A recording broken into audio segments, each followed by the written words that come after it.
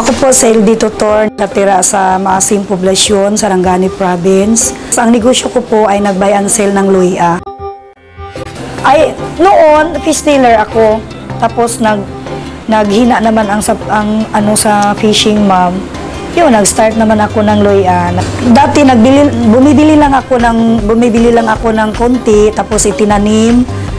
Tapos nagakompra din ako. Nagsimula ako sa maliit, nag-start ako ng dalawang sako, dineliver ko. Inutang ko pa naman sa farmer. Nung nalaman nila na nag-deliver ako, akala nila nangungumpra ako. Hindi ako nangungumpra, nag-tasting lang. Kasi wala pa akong kapital. Sabi nila, hindi man kami kailangan ng bayad kaagad. Pwede kuha ka man ng luya sa amin, i-deliver mo, tapos pabalik na daw ang bayad. Noon, gano'n nagsimula. Noon akong kapital, yun, nagsali ako ng KMBI, sa microloan nila, yun, nakatulong man din. Kung magtatanim kami, ako ang finance,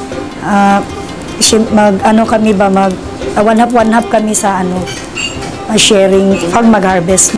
Sa minimum lang na 10 tons, ang normal na kikitain ko per kilo is 8 or 10 per kilo. Pag makadeliver ako ng 10 tons times 8, yun ang kikitain ko 80,000.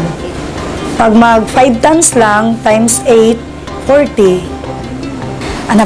Naipundar ko. At nakapa-extend ako ng gaya nung sa bahay, hindi lang maganda, pero gamit naman siya kasi parang bodega o pag hindi mainitan yung mga luya. Nakabili ako ng mga gamit sa loob ng bahay, nakabili ako ng lupa. Yung sasakyan ko, sa luya din niya. Naga-deliver ako sa Davao ng luya, nag-backload ako ng prutas. Kasi yung mga nagpo-prutas yung mga fruit stand sa palengke, doon na sila nagkuha sa akin. Siyempre, nakaginansya man din ako yung sa mga prutas. Tapos nag-iwan din ako ng para pang benta.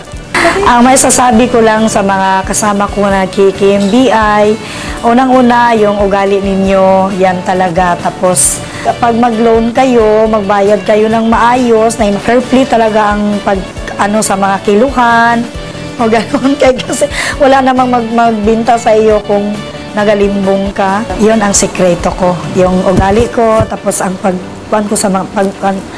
pag-alaga ko sa mga tao.